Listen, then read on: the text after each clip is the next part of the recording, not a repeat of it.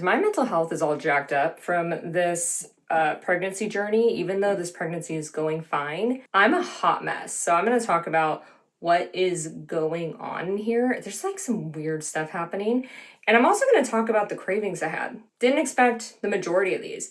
They are outlandish. I think that's the word we're looking for.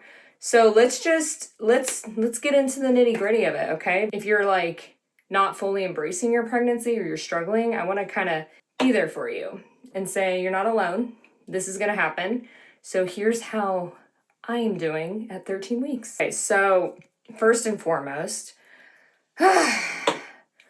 I kind of talked about this already, but when I first got like my positive pregnancy test, I was like kind of, I don't know, I was like ragey and bitter, and I didn't believe, excuse me, I don't know what just like came over this soul, but I did not believe that it was real. And I was just like waiting for a biochemical, or I was just waiting for something to happen that was bad because that's all I knew. You know, like the whole time I've just been having like hard times and like different disorders diagnosed in myself, and like, I mean, blood clotting and thyroid disorder and just Asherman's. Like, it's just been like a really rough journey. So to start, my mental health was already going sideways because of that. So the positive pregnancy test, I was already just like in a bad spot, which is so sad because like not everyone is even guaranteed that.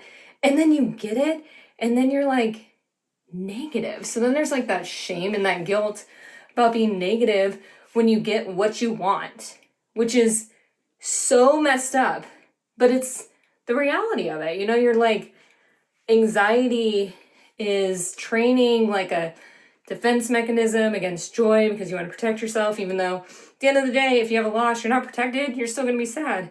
So out the gate, it was already rough. Then stuff started happening mentally, which I knew it was going to be hard, but I didn't know it was going to be this hard.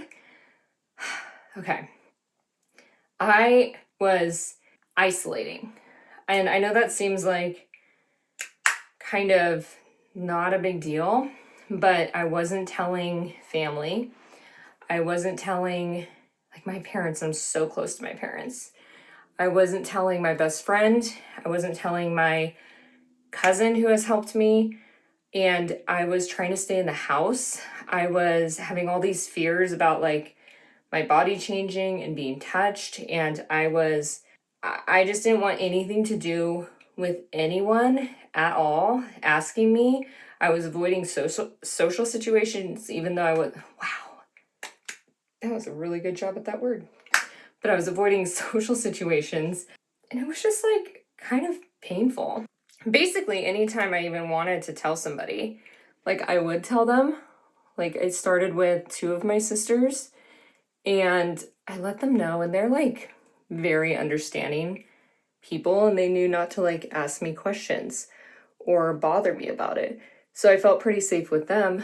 But like 3 of my closest friends they were checking on me normal because they knew I went through IVF and they knew I was trying to figure out when to do the transfer and everything.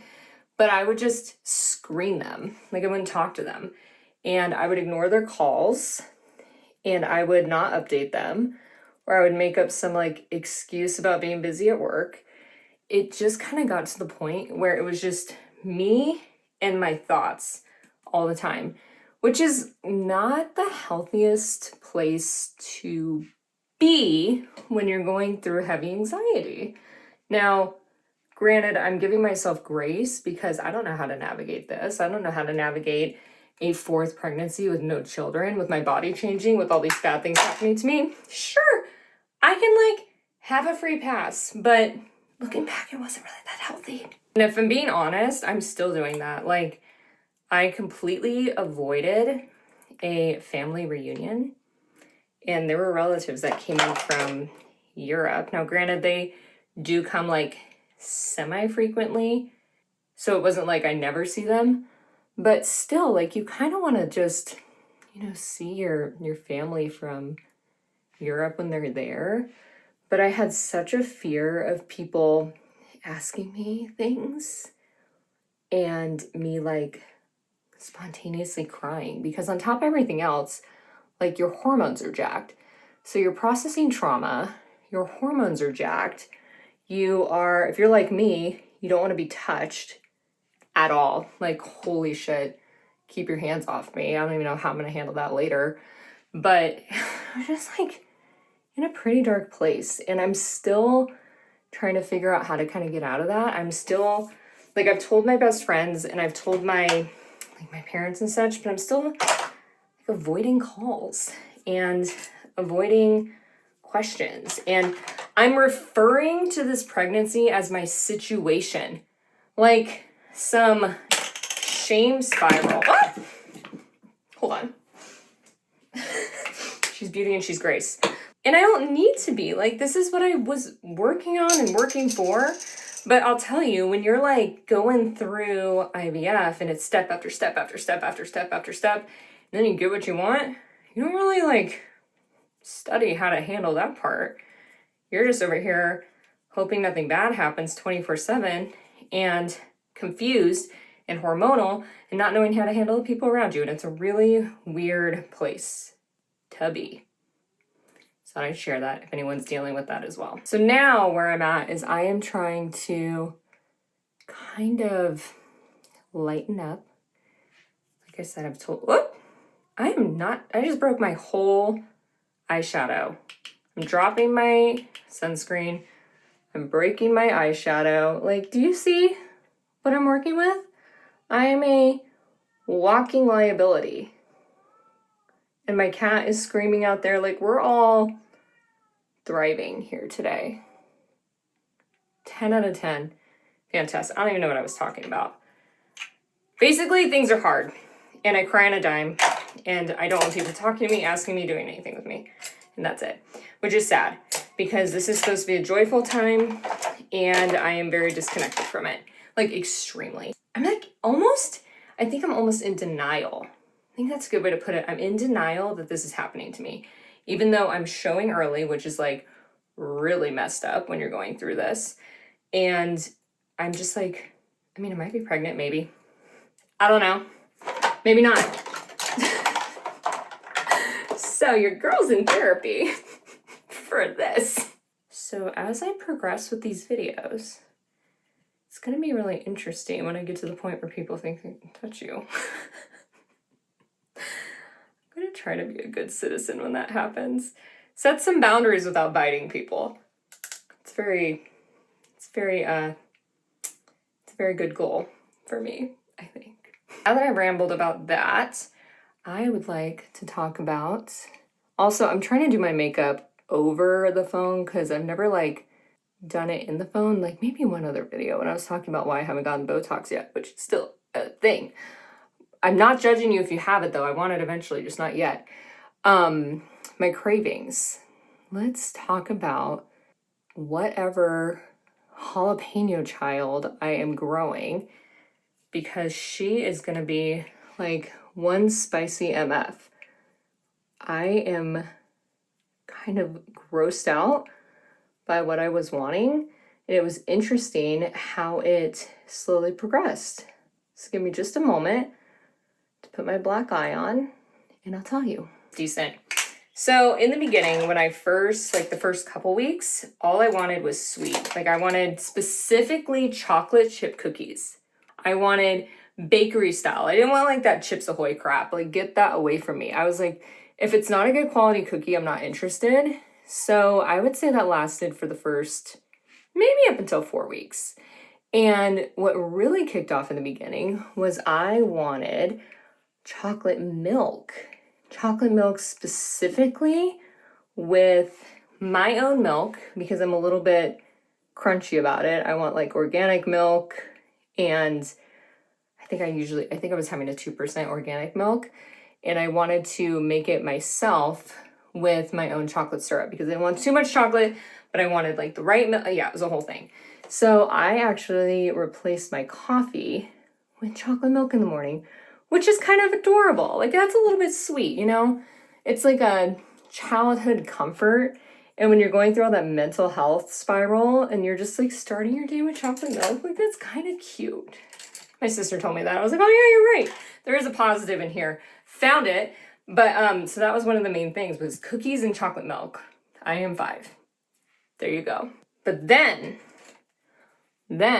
we got past, I think it was 6 weeks. We got past that 6-week mark, and my body decided that it wanted very spicy food. So for example, I have gone through 3 bags, not like the little bags. No, I'm talking about the shareable bags that are for multiple people and not just one. Yeah, I have gone through 3 of those. I am disgusted because not only am I doing hot Cheetos, I'm doing hot Cheetos and cream cheese. Somebody call the police. This is not legal. It is. I'll take the hot Cheetos and I'll dip them in the cream cheese. At one point, my husband came out and he just started dying because he just sees me at the table with like half a thing of cream cheese gone and like my fingers are covered in red, like some, I don't know, chip murder. So gross. And before I even ate that, I was eating like pickled beets. Like, what is my body lacking? But yeah, I wanted like very spicy hot Cheetos. Now, I made myself feel better because the hot Cheetos I was getting, they were the baked ones, not fried, 50% less fat. So I made up for that in the cream cheese. And then on top of that, they did not have the artificial flavors and colors. So I was like, oh, it's like actually a health food at this point, right? Like it's practically like eating oranges, just with a Cheetah on it and more happiness. Yeah, that's probably the grossest craving I had, but it didn't really stop there. I also, like, whenever I would have any kind of like burrito, like I started meal prepping breakfast burritos to get my eggs in, which is like a really good hack, by the way. Just get a flour tortilla if you're gluten-free, maybe corn tortillas, make them breakfast tacos. I would do eggs in them. I would do like hash browns or potatoes. I would take them to work with cheese. So it gave me a lot of protein, gave me my choline, and gave me some calcium. So random little hack in there. But I was doing breakfast burritos, but I would not just do a breakfast burrito. I would bring an entire bottle of Tapatio, and that also required an intervention in law enforcement to talk to me because it was like, I didn't have a normal burrito. The burrito was like red because all I wanted was that spice. And I gotta tell you, I didn't really regret it later because a lot of the times, like, you will regret that later if you know what I mean. And you know what I mean. I was okay. I just liked the heat. So like on a regular basis, I've been doing a lot of spicy. So I went from like sweet chocolate chip cookie girl to like burn my intestines down. Maybe she's gonna be a balanced soul. And like the more normal ones that I had were, is this too aggressive for you? I'm sorry if it is. The more normal ones that I had were like citrus. I wanted mandarins, and at one point we couldn't find them anywhere. My poor husband was like, I can't even hear the word mandarins anymore. I've gone to 4 stores. So mandarins was like a big one for us. For me, I just made him eat them as well. Oranges, mango, I mean fruit. I wanted a lot of fruit for sure. And then like for the outside splurgy stuff, I wanted In-N-Out burger. In-N-Out I had quite a few times. And I discovered the Flying Dutchman, which I didn't know existed. And I only discovered that because I went down a spiral of looking up In-N-Out pictures because, again, I'm disgusting and should be studied. And at one point I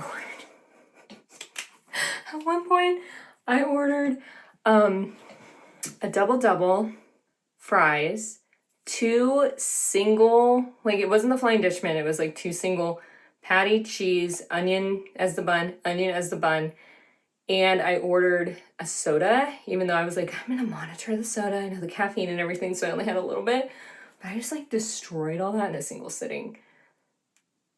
I'm really trying to think if there was another one, because for a craving to be a craving to me, it has to happen like at least 3 times, you know? It can't just be like one thing you wanted once and then it's off your list. Another one, actually, now that I'm thinking about it, was bagels. And not just bagels from the grocery store.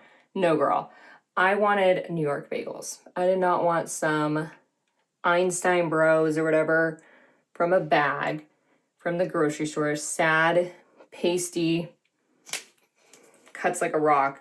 I wanted it from a very specific place, New York style, bigger bagels baked a very specific way. And that is it. Otherwise, I had no interest in bagels. I haven't wanted a bagel, I don't think, ever. There was always too much bread in that, but there you go. I wanted bagels.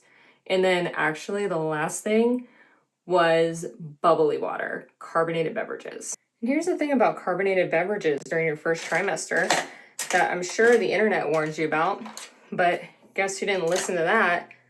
Me.